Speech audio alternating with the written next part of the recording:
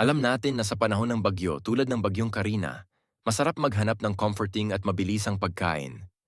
Isang perfect na solution dyan ang saba ginataang tulingan. Isipin nyo to, malakas ang ulan, medyo mahina ang kuryente, pero sa pantry nyo, may nakaredy na 3 lata ng saba ginataang tulingan.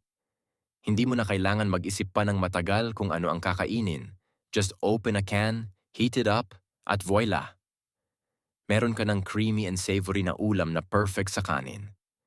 During Bagyong Karina, maraming netizens ang nagsabi na napakasarap ng comfort food na to, lalo na at mainit-init pa.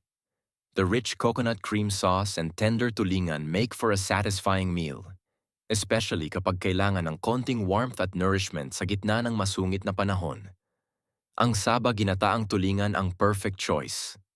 Pero syempre, dagdagan natin ng mga kakatuwang reviews para ma-boost ang mood kahit stormy ang weather. Sabi ni Kuya Ramon, naputol ang kuryente pero buti na lang may saba ginataang tulingan. Hindi mo na kailangan ng kusinero para ma-enjoy ito. Literal na instant ulam. Just open the can and heat. At kung di ko lang kakainin, baka gawin ko pang lampara dahil sa coconut oil. Si Ate Grace naman, sarap na, creamy pa, parang yung ex ko na hindi nawala sa buhay ko. Kaya lagi kong binabalikan. Pero unlike sa ex, ang saba ginataang tulingan, hinding-hindi ako bibiguin sa lasa. Ay, Ate Grace, kung lahat ng exes ay kasing sarap ng ginataang tulingan, baka wala ng bitter, haha. Ayon kay Tita Beth, ito lang ang ginataang tulingan na hindi nangangailangan ng panggata. Complete package na.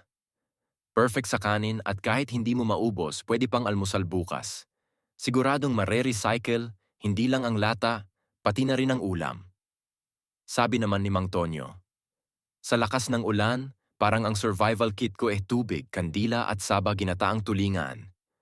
Kahit ano pa mangyari, sigurado akong busog ako.